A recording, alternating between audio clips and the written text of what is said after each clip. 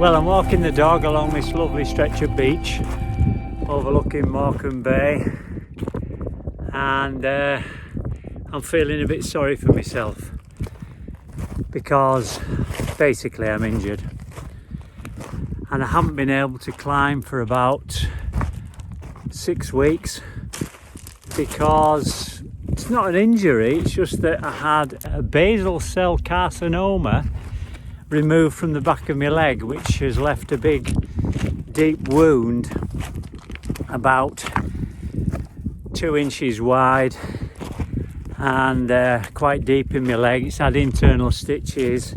I had the external stitches taken out a couple of weeks ago, but of course during the video I did when I was showing finger training and benchmarking, I lifted that 25 kilos.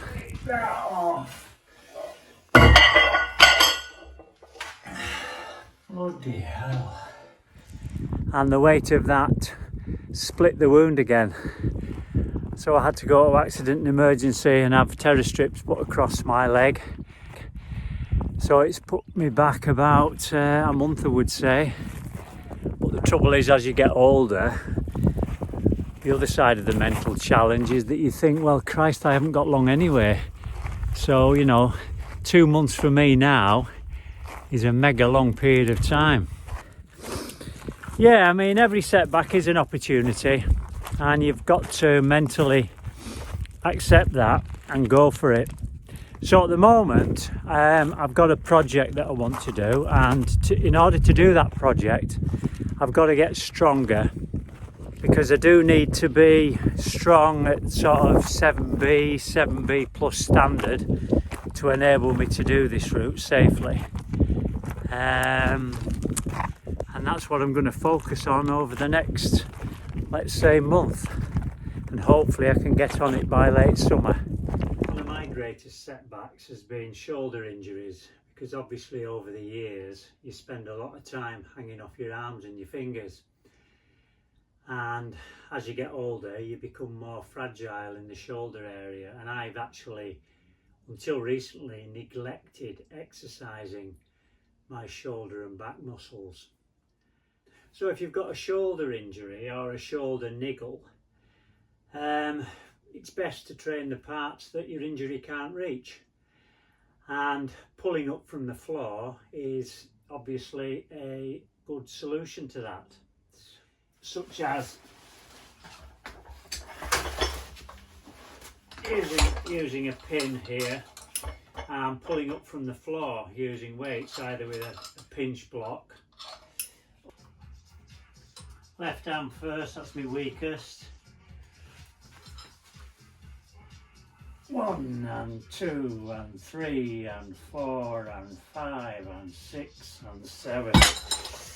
Yeah, I think I can do a bit more on that.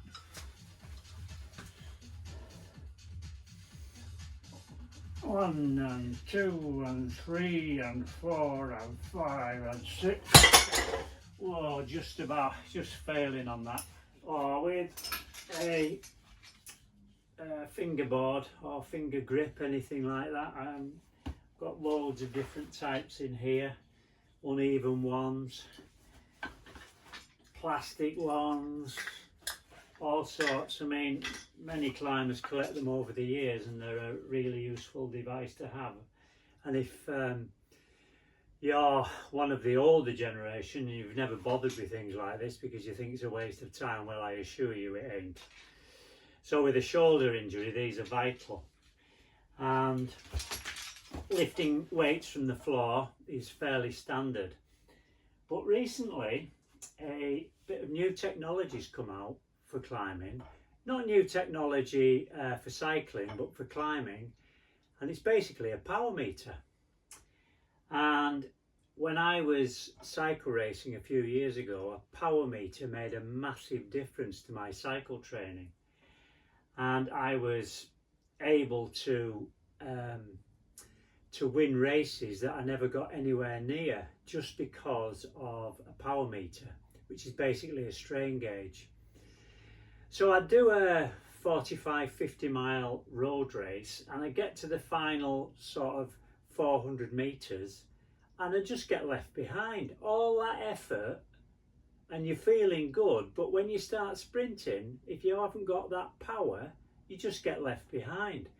So I trained for 2 years on my sprinting power, and eventually I won races. And that feeling after a 50-mile road race, winning a sprint, is absolutely fantastic.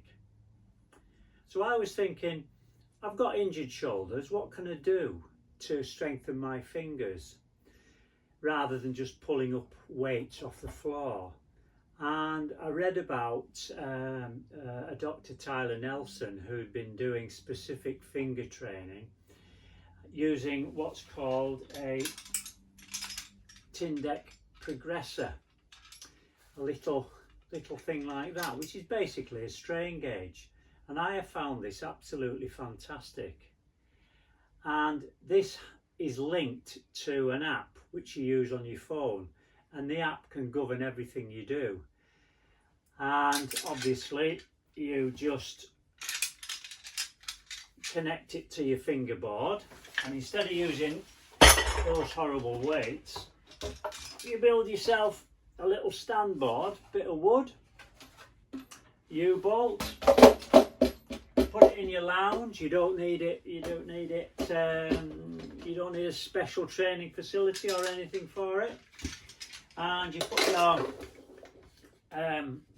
little TINDEQ there, and you pair it up with your app on your phone, and you can use any grip you want, half crimp, drag, 2-finger drag, 1-finger drag, anything you want, and you can measure the power that you can pull up from the floor. So all you do is you stand on your board, you've got your little TINDEQ Progressor there, you've got your phone there with your app on, and then you just straight arm, straight back, bent legs, and you just straighten your legs and you pull, and you can develop a whole new training routine.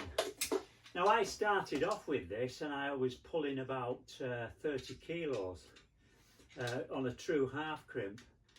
I've actually increased that to pulling 50 kilos on a true half crimp, which is a massive improvement. So it's got to work. So yeah, the world of strain gauges, the world of power meters, they do work.